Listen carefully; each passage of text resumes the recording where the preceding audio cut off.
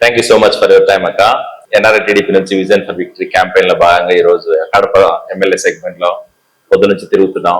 మేము అబ్జర్వ్ చేసింది ఏంటంటే ఓటర్స్ అందరూ పాజిటివ్ గానే ఉన్నారు. డెఫినెట్ గా మనకు ఓటేయడానికి రెడీగా ఉన్నారు. జగన్మోహన్ రెడ్డి సొంత నియోజకవర్గం కడప జిల్లాలో కూడా ఈ రోజు తెలుగుదేశం పార్టీకి ఇంత పాజిటివ్ వైబ్ ఉందంటే అది మీ వల్లనే. ఈ రోజు కడప రెడ్డమ్మ లేదా శివంగి అని పిలుస్తున్నారంటే అది నిజంగా మీరు చేస్తున్న ఈ హార్డ్ వర్క్ వల్లనే వచ్చింది. మీరు ఎలా ఫీల్ అవుతున్నారు అక్క? ఏమనుకుంటున్నారు కడప గురించి? నమస్కారం అన్న. కడపలో ఈ 7 నెలల నుంచి నేను తిరగబట్టి నాకు అర్థమైంది నిశ్శబ్ద విప్లవం ఉంది. అధికార పార్టీ నుంచి ఫెడ్డప్ అయిపోయినారు. దానికి రకరకాల కారణాలు ఉన్నాయి. నో డెవలప్మెంట్, విపరీతమైన దాడులు, ఎవరన్నా మాట్లాడాలంటే మాట్లాడలేని పరిస్థితి, మాట్లాడితే కేసులు అవ్వడము, లేకపోతే ఆర్థిక దాడి, సాంఘిక దాడి, భౌతిక దాడులు. దాన్ని మించి పథకాలలో కూడా చాలా వివక్షత. అంటే మీకు 200 యూనిట్లు దాటంగానే మీకు పథకం కట్. మీరు ఆ కంట్రోల్లో ఉండి వాలంటీర్లు గానీ, సచివాలయంలో గానీ, కార్పొరేటర్ గానీ కంట్రోల్లో ఉంటే మీకు పరిస్థితి ఓ రకంగా ఉంటుంది, లేకపోతే ఇంకో రకంగా ఉంటుంది. నీకు 2 సెంట్ల నుంచి 3 సెంట్ల భూమి ఉంది, ఇల్లు ఉంది అని అంటే నీకు పథకాలు కట్. దాదాపు ఈయన 130 సార్లు బటన్ నొక్కానని అంటున్నాడు. కానీ ఆ 130 సార్లు బటన్ నొక్కడంతో ప్రతి ఒక్కసారి ఎంతో మంది ఆ పథకాలు వచ్చే వాళ్ళని కట్టు కూడా చేసుకుంటూ పోయాడు. 1 సంవత్సరమే నాకు అమ్మఒడి వచ్చింది, నాకు 2 నెలల నుంచి పింఛన్ రావట్లేదు, నేను పింఛన్ ఎక్కించుకోవాలంటే నాకు ఎవరు పలకట్లేదు, ఇలాంటివన్నీ రిపీటెడ్ గా. జగన్మోహన్ రెడ్డి గారు ఈ పెన్షన్ లేకపోతే ఈ స్కీమ్స్ కోసము వాలంటీర్ వ్యవస్థను తీసుకొచ్చినాడు కదా, ఆ వాలంటీర్ వ్యవస్థ సక్రమంగా పనిచేస్తుంది అంటారా? ఏమని మీరు అంటే వాళ్ళ ఉద్దేశం కూడా ఏంటంటే గ్రౌండ్ లెవెల్లో మేము ఇచ్చే స్కీమ్స్ ప్రజలకు చేరాలన్న ఉద్దేశంతోనే ఆయన ఆ రోజు తీసుకొచ్చినాడు. వాలంటీర్ వ్యవస్థను తీసుకొచ్చి వాళ్ళకి కొన్ని లక్షల మందిని డిప్లాయ్ చేశారు కదా, మరి నిజంగానే వాళ్ళు చేస్తున్నారా? రియాలిటీ ఎలా ఉంది? వాలంటీర్ వ్యవస్థ నాకు అర్థమైంది ఏంటంటే జగన్మోహన్ రెడ్డి గారు ప్రభుత్వ వనరులు అంటే ప్రభుత్వమైన సంబంధించిన డబ్బును వాడి ఆయన తన సొంత కార్యకర్తను తయారు చేసుకోవాలనుకున్నాడు. ఆ విధంగా వచ్చిన వాళ్ళలో ఆయన అనుకున్నట్టు ఇప్పుడు కడపలో చూస్తే 1700 మంది వాలంటీర్ని రిక్రూట్ చేయడం జరిగింది. 1700 వాలంటీర్లు జగన్మోహన్ రెడ్డి కార్యకర్తలాగా పనిచేస్తారు అనుకోవడము అయితే నేనైతే నమ్మటం లేదు. అందులో 20-30% ఆయనకు వినయంగా ఉండొచ్చు, విధేయతగా ఉండొచ్చు, కానీ మిగతా వాళ్ళు లేదు. వాలంటీర్లు అందరూ వైఎస్ఆర్సీపీ కోఆర్డినేటర్స్ ఉంటారు. వాళ్ళు అధికారంలో ఉన్నప్పుడు వాలంటీర్స్, వైఎస్ఆర్సీపీ కోఆర్డినేటర్స్ ప్రతి ఒక్క ఇంట్లో ఒక నిఘా వ్యవస్థను పెట్టినట్టు వాలంటీర్లు పెట్టాడనేది నాకు. ఈ వాలంటీర్లు కూడా చాలా మంది 1700లో చాలా మంది 2 సంవత్సరాలు పనిచేసి మానేసిన వాళ్ళు, మళ్ళా కొత్త వాళ్ళని రిక్రూట్ చేసిన వాళ్ళు, వీళ్ళ మాట వినకపోతే తీసేసిన వాళ్ళు ఉన్నారు. ఈ రోజు చాలా మంది రిజైన్ చేస్తున్నారు. దానికి కూడా వాళ్ళు కార్పొరేటర్లు మేము ఇచ్చాం కదా ఉద్యోగం, నువ్వు రిజైన్ చేయాలా, దాని మీద నీకు హక్కు లేదని అంటున్నారు. నా దగ్గర కూడా ఎంతో మంది వచ్చారు, మేము రిజైన్ చేసి తెలుగుదేశం పార్టీకి తిరుగుతామంటున్నారు. అంటే మొత్తం కాదు, కొంతమంది న్యూట్రల్స్ ఉన్నారు. కొంతమంది ఆ రోజు 5,000 రూపాయలు వస్తే నాకు ఏదైనా హెల్ప్ అవుతుందని చెప్పేసి వాళ్ళ కండిషన్స్ కి ఒప్పుకొని పనిచేసిన సందర్భాలు కూడా ఉన్నాయి. కొంతమంది ఈ రోజు రిజైన్ చేస్తుంటే ఫోన్లు స్విచ్ ఆఫ్ చేసుకుని ఎవరికి అందుబాటు లేని పరిస్థితులు కూడా ఉన్నాయి. కాబట్టి వాలంటరీ వ్యవస్థను ఆయన తీసుకొచ్చింది ఏంటంటే వైఎస్ఆర్సీపీ కార్యకర్తలను తయారు చేసుకోవాలని తీసుకొచ్చాడు, అని దాంట్లో టోటల్ ఫెయిల్ అయినాడు.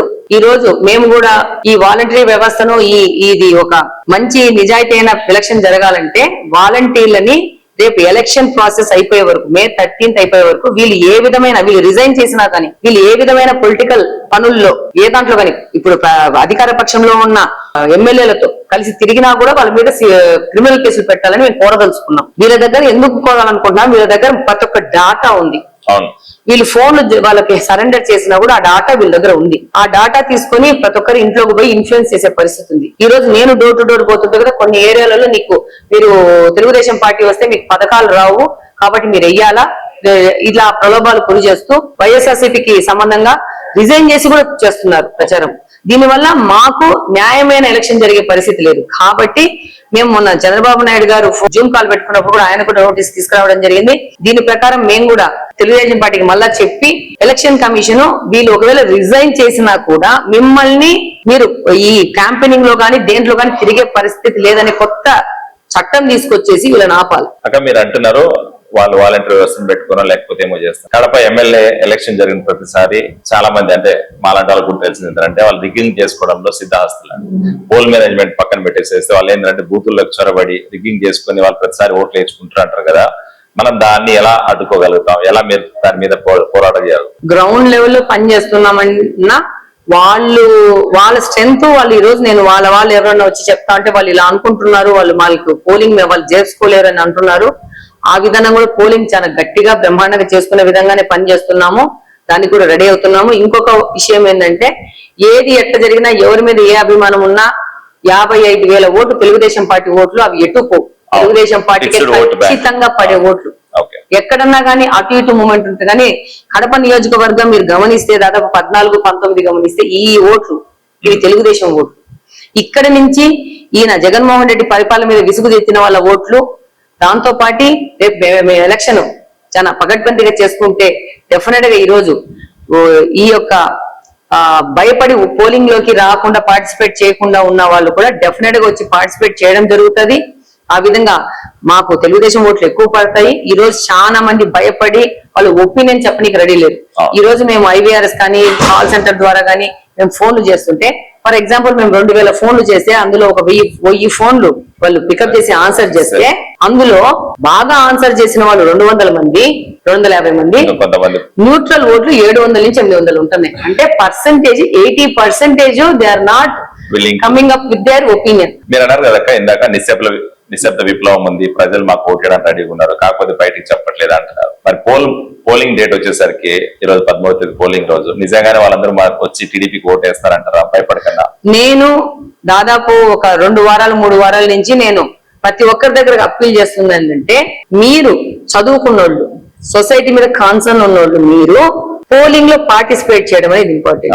నాకు ఓటు వేయండి అని నేను రిక్వెస్ట్ చేయడం కంటే ముందు మీరు ఓటింగ్ లో వెళ్ళి మీ ఓటు మీరు వేయండి అని నేను రిక్వెస్ట్ చేస్తున్నాను. అప్పుడు మీరు విజ్ఞతతో ఆలోచించుకొని, రాష్ట్రం కోసం కడప కోసం ఆలోచించుకొని మీరు ఎవరికి ఓటు వేయాలా, నాకు ఓటు వేస్తే నేను అభివృద్ధి వైపు నుంచి కడపను అప్లిఫ్ట్ చేయడానికి వెళ్తున్నాను. నేను అప్పుడు అప్పీల్ చేసుకున్నాను. My first appeal is please vote. నేను ఇంకోటి చెప్తున్నాను, చదువుకున్న వాళ్ళు Sajjala Ramakrishna Reddy garu graduates are not our voters అని చెప్పినాడు. ఆయనకు గుణపాఠం చెప్పాల్సిన అవసరం ఉంది. అంటే వైసీపీ ప్రభుత్వానికి ఈసారి గుణపాఠం చెప్పాల్సిన అవసరం ఉంది. ఎలక్షన్ ఇది మనకు మరి మాట్లాడుకోవచ్చో లేదో తెలియదు కానీ డబ్బు ఇన్ఫ్లుయెన్స్ ద్వారా లాస్ట్ రోజు ఒక క్వార్టర్ బాటిల్ ఒక 500-1000 చేతిలో పెడితే అది తీసుకొని దాని మీద ప్రలోభాలకు గురైపోయి దానికి వాళ్ళని తరలిచ్చి వాళ్ళ ఓట్లు వేయించి వాళ్ళ ద్వారా గెలిచిన ప్రతినిధులు అసెంబ్లీకి వెళ్ళకూడదు. మీరు చదువుకున్న వాళ్ళు, గ్రాడ్యుయేట్స్ సెలెక్ట్ చేసుకున్న వాళ్ళు వెళ్ళాలా? మీరు మరి ఈ రోజు ఏమంటే ఎలక్షన్ ఓటేసుకోవడానికి మన ఎలక్షన్ సిస్టమ్ లో డెఫినెట్ గా ఇది లోపల నరాల వేళ్ళు కూరుకుపోయింది. కానీ నేను కాదన్ను. కానీ నేను అప్పీల్ చేస్తుంది ఏంటంటే, వాళ్ళకంటే పెద్ద ఎత్తున చదువుకున్న వాళ్ళు ఓటింగ్ లో పార్టిసిపేట్ చేయండి. దెన్ మన పర్సెంటేజ్ పెరిగినప్పుడు ఆటోమేటిక్ గా మన రిప్రజెంటేషన్ పెరిగినప్పుడు మనం గెలిపించుకున్న వాళ్ళు గెలుస్తారంటున్నాను. ఇప్పుడు నాకు ద్వారకా నగర్ లో పోలింగ్ పర్సెంటేజ్ 15 ఇక్కడ ఉన్న ఏరియాలో. సో వీళ్ళని నేను యాక్టివేట్ చేసి ఇక్కడ నేను 70-80 చేశాను అనుకోండి, అది చేశాను అనుకోండి, ఆటోమేటిక్ గా ఎలక్షన్ రిజల్ట్ చేంజ్ అవుతుంది. సో మీరు పోల్ మేనేజ్మెంట్ దాన్ని వర్క్ చేస్తున్నారని చెప్తారు. డెఫినెట్ గా ప్యారలల్ నేను క్యాంపెయినింగ్ చేస్తున్నాను, దాంతో పాటు నేను కౌన్సిలింగ్ కూడా చేసుకుంటూ వెళ్తున్నాను. ప్రతి ఒక్కరికి మీరు ఏం చేసినా కూడా ఎవరికి వేస్తారో తెలియదు కానీ మీరు వెళ్ళి ఓటేయండి. మేము ఏ యొక్క పోలింగ్ బూత్ ని ఇన్ఫ్లుయెన్స్ చేయము. మేము జినియన్ ఓటింగ్ కోసం మేము పోతాము. ఒకవేళ వాళ్ళు చేయాలంటే వాళ్ళని కట్టడి ఎట్ట చేయాలో మాకు తెలుసు. మేము నిజాయితీ కల్ల వాళ్ళము, సిస్టమ్ ని మేము నమ్ముతాము. కాబట్టి మీరు పోలింగ్ కి వెళ్ళండి అని రిక్వెస్ట్ చేసుకుంటున్నాం. డెఫినెట్ గా దాంతో ప్యారలల్ గా బూత్ మేనేజ్మెంట్ ఎలా చేయాలో కూడా దాని మీద కూడా పకడ్బందీగా ముందుకు పోతున్నాం. థ్యాంక్స్ అక్క. నెక్స్ట్ వచ్చేసి ఇప్పుడు మీ తెలుగుదేశం మేనిఫెస్టో రిలీజ్ చేశారు ఆల్రెడీ. సూపర్ 6 అంటున్నారు. సూపర్ 6 తో పాటు బాబు గారు వచ్చేసి మొన్న వాలంటీర్స్ కి 5,000 నుంచి 10,000 చేస్తానన్నాడు. తర్వాత పెన్షన్ 3,000 నుంచి 4,000 చేస్తానన్నాడు. సో ఇన్ని రోజులు ఏంటంటే జగన్మోహన్ రెడ్డి ప్రభుత్వం సంక్షేమం మాయలో ప్రజల్ని భ్రమ పెట్టిందని చెప్పిన మనము ఈ రోజు మళ్ళీ మనం కూడా సంక్షేమం వైపే కొంచెం వెళ్తున్నట్టు అనిపిస్తుంది కదా. మీరు దానికి కావాల్సిన ఫండ్స్ అవన్నీ ఎలా మొబిలైజ్ చేయగలుగుతారు? రేపు పొద్దున మనం టీడీపీ గవర్నమెంట్ ఫామ్ చేస్తే మీరు నిజంగానే ఈ టన్నిటికి కట్టుబడి ఉంటున్నారా? డెఫినెట్ గా అండి, మీరు చెప్పినట్టు ప్రకారము ఈ రోజు ఫైనాన్షియల్ పొజిషన్ చాలా బ్యాడ్ గా ఉంది. దాన్ని ఎవ్వరు కాదనలేరు. ఇందుకోసమే చంద్రబాబు నాయుడు గారు రాష్ట్ర భవిష్యత్తు కోసమే బీజేపీతో టైఅప్ అవడం జరిగింది. ఎక్కువ ఫండ్స్ తీసుకురావాలా. అలాగనే రాష్ట్రంలో ఆల్రెడీ చంద్రబాబు నాయుడు తీసుకొచ్చిన పరిశ్రమలు గాని ఇన్వెస్ట్మెంట్స్ గాని వెనక్కి వెళ్ళిపోయినాయి. మళ్ళా వాళ్ళకు భరోసా కల్పించేసి మళ్ళా మనము ఆంధ్రప్రదేశ్ తీసుకురావాలా. తద్వారా ఇక్కడ కూడా ఒక సంపద సృష్టి అనేది జరగాల. డెఫినెట్ గా ఫైనాన్షియల్ గా ఇబ్బంది ఉన్నా కానీ చాలా అనుభవం ఉన్న ఒక నాయకుడిగా చంద్రబాబు నాయుడు గారు వీరన్నిటిని అధిగమించడం జరుగుతుంది. అలాగనే ప్రజలు కూడా ఫస్ట్ 1 year 6 months వాళ్ళు కూడా అర్థం చేసుకుంటారు. చదువుకున్న వాళ్ళందరూ అర్థం చేస్తుంది. ఈ రోజు పరిస్థితి ఉంది, జీతాలు ఇవ్వలేని పరిస్థితి, రిటైర్మెంట్ ఉన్న వాళ్ళకి పెన్షన్ ఇవ్వలేని పరిస్థితి ఉంది. ఈ రోజు ఎంతో మంది కాంట్రాక్టర్లకి వర్క్ బిల్లులు కూడా ఇవ్వలేని పరిస్థితి ఉంది. దాదాపు సో ఇవన్నీ కావాలంటే మనం కూడా ఓపిక పట్టాలా. ఈ యొక్క జగన్మోహన్ రెడ్డిని తీసుకొచ్చి ఓటు వేసేసి ఈ రాష్ట్రాన్ని నాశనం చేసింది ఈ ప్రజలే, ఈ రోజు బాగు చేసుకోవాల్సింది కూడా ఈ ప్రజలే. దానికి అనుభవజ్ఞుడైన చంద్రబాబు నాయుడు గారు తన సాయశక్తుల పనిచేస్తాడు. ఆయనతో పాటు గెలిచే మేమందరం కూడా దీనికి పని చేసి కృషి చేసి రాష్ట్రాన్ని ముందుకు తీసుకుపోతామని తెలియజేస్తున్నాం. ఓకే, నెక్స్ట్ వచ్చేసాక ఇది మీరు ఇప్పుడు సూపర్ 6 తర్వాత తెలుగుదేశం పార్టీ మేనిఫెస్టో పక్కన పెడితే యాజ్ ఏ కడప ఎమ్మెల్యే మీరు ఏం చేయాలనుకుంటున్నారు కడప ప్రజలకి? ఎందుకు మీకు ఓటేయాలి కడప ప్రజలు? డెఫినెట్ గా అండి, ఎవరు అభివృద్ధి కావాలనుకుంటున్నారో, ఎవరు శాంతియుతమైన కడప కావాలనుకుంటున్నారో, ఎవరు ఈ దాడులు ఇవన్నీ వద్దనుకుంటున్నారో అలాంటి వాళ్ళందరూ నాకు ఓటేయాలి. ఈ రోజు ఈ 5 సంవత్సరాలు 19 నుంచి 24 వరకు ఒక దమనకాండ నడిచింది. ఈ రోజు దాదాపు కడప నియోజకవర్గంలో ఉన్న ప్రభుత్వ ఆస్తులన్నీ కబ్జా అయిపోయినాయి, కొండలన్నింటినీ కొరికేసినారు, మట్టి వ్యాపారం చేసుకుంటున్నారు, ఇసుక వ్యాపారం చేసుకుంటా ఉన్నారు. ఏ వర్కులు కానీ ఎక్కడైనా కానీ వాళ్ళ మంది మార్పడానికి కమిషన్ల కోసం ఇవ్వడము వర్కులు, ఏ విధమైన ఇప్పుడు ఎవరన్నా ఒక వ్యక్తి ఇది నాకు అన్యాయం జరిగింది అనగానే వాళ్ళ మీద దాడులు చేస్తున్నారు. ఇవన్నీ పోవాలా, శాంతియుతమైన కడప కావాలా. కానీ కడప యొక్క ఫేస్ వాల్యూ కూడా లిఫ్ట్ కావాలి. కడప కూడా ఇప్పుడు కడప 2024లో ఉన్నాం. ఒక్కసారి కడపలో పోయేసి సెంట్రల్ కడపలో చూసి అవుట్స్కట్స్ లో చూస్తే 2 రకాల సమస్యలు ఉన్నాయి. సెంట్రల్ కడపలో టోటల్ గా డ్రైనేజ్ వ్యవస్థ అస్తవ్యస్తం. దీన్ని బాగు చేసుకోవాల్సిన అవసరం లేదా? మా ఎమ్మెల్యే గారు అంటారు మా కడప రోడ్లు ఇరుగు రోడ్లు ఇది ఇంతే అంటారు. ఎందుకు ఇంతే? ఆయన ఏమో అన్నారు 19 లక్షలు నేను సింగపూర్ లెక్క చేస్తానని. సింగపూర్ కాదు, ఆంధ్రప్రదేశ్ లో ఉన్న రాజమండ్రి వైజాగ్ మైన మనం చేసుకుంటే చాలు. హైదరాబాద్ మంది కూడా చేసుకోలేము. ఉన్న పరిస్థితులకు అనుగుణంగా మనం పని చేసి కాస్త డ్రైనేజీలన్నీ మూసేసేసి వాటిని క్రమబద్ధీకరణ చేసి ఎక్కడెక్కడ రోడ్లు కావాలా రోడ్లు వేసుకొని, ఎక్కడెక్కడ స్ట్రీట్ లైట్లు కావాలా స్ట్రీట్ లైట్స్ వేసుకొని, ఇంకా 30% ఆఫ్ కడపకు మంచినీళ్ళ కనెక్షన్ లేదు, దాన్ని సరి చేసుకొనేసి అవుట్స్కట్స్ లో అయితే కంప్లీట్ గా డ్రైనేజ్ ఫెయిల్, రోడ్లు లేవు, 0 రోడ్స్, అలాన్ని సరి చేసుకొని ఇక్కడ అంతకంటే ముఖ్యమైన సమస్య మంచినీటి సమస్య, తాగునీటి సమస్య. ఈ రోజు ఈ ఏప్రిల్ నెలలో 5 రోజులకు 6 రోజులకు నీళ్ళు వచ్చే పరిస్థితి. ఎవరిది తప్పు? ఈ 5 సంవత్సరాల నుంచి గెలిచిన ఎమ్మెల్యే తప్పు. అంటే 5 సంవత్సరాలు గత 30 సంవత్సరాల నుంచి 30 సంవత్సరాల నుంచి నేను ఒప్పుకుంటాను. కానీ నేను 14 నుంచి మాట్లాడుకుంటే ఈయన ఎమ్మెల్యే ఆ రోజు ఏమన్నాడు, ఏమి చేయలేదు అని అంటే నేను ఎమ్మెల్యేనే గెలిచినాను కానీ ముఖ్యమంత్రి మా పార్టీ వాళ్ళు లేదన్నాడు. కానీ ఆ రోజు కూడా కార్పొరేషన్ వైఎస్ఆర్సీపీ అండర్ లోనే ఉంది. మేయర్ వాళ్ళ మనిషే, మాక్సిమం కార్పొరేటర్స్ వాళ్ళు. కార్పొరేషన్ లో ఏదైనా డెసిషన్ తీసుకోవాలంటే వాళ్ళ చేతుల్లోనే ఉంది, ఎమ్మెల్యే చేతుల్లోనే ఉంది, మేయర్ చేతుల్లోనే ఉంది.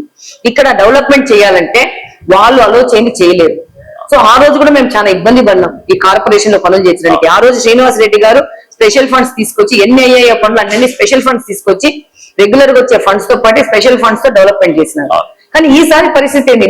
నేను ఎమ్మెల్యే గారిని ఎందుకు అంటున్నానంటే సీఎం వాళ్ళే, డిప్యూటీ సీఎం ఈయననే, ఎమ్మెల్యే ఈయననే, మేయర్ ఈయననే.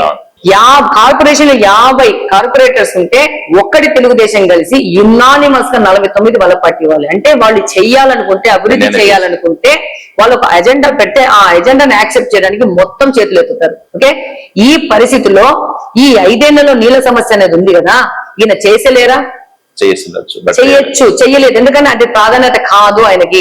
ఆయన 4.5 సంవత్సరం ప్రకారం చక్కగా నిద్రపోయేసి అప్పుడే నన్ను ఇన్ఛార్జిగా అయినాక నేను నిద్రలేసి ఇప్పుడు బండి ఏదో బోల్తా పడుతున్నట్టు ఆయన తెలుసుకున్నాడు.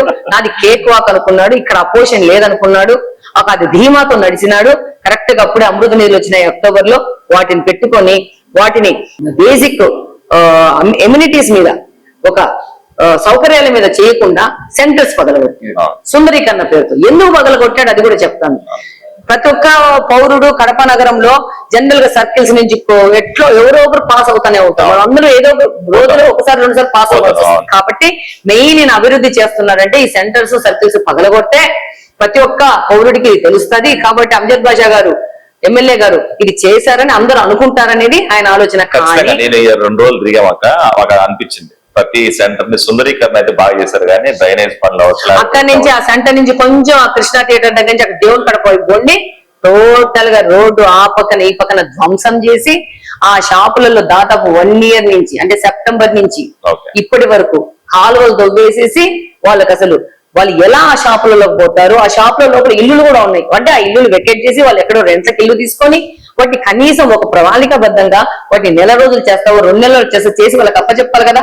ఇలాంటి ఆలోచన లేకుండా ఈ సెంటర్స్ ఈ కోట్టెడ్డి బొమ్మను తీసి పక్కన పెట్టి అవన్నీ పగలగొట్టి ఆడు ఉన్న డబ్బులన్నీ తీసుకుపోయి దాంట్లో పెట్టి మళ్ళీ కొత్త బొమ్మను కొట్టి ఆడ లేదా సర్కిల్ ఉంది, ఎందుకు పగలగొట్టాల్సి వచ్చింది? అప్సరా థియేటర్ దగ్గర ఉందా? అక్కడ సర్కిల్ చేశారా? అది చేయలేదు. లేని చోట ఎక్కడ చేయలేదు. ఉన్నటి పగలగొట్టేసి అక్కడ టెండర్లు వేసి తన మంది మార్బరానికి ఆ వర్కులు ఇచ్చి అక్కడ కమిషన్లు తీసుకొని వీళ్ళు పని చేశామని చెప్పి దాదాపు 50,000 మంది కుటుంబాలని వీళ్ళు ఇబ్బంది పెట్టారు ఆర్థికంగా.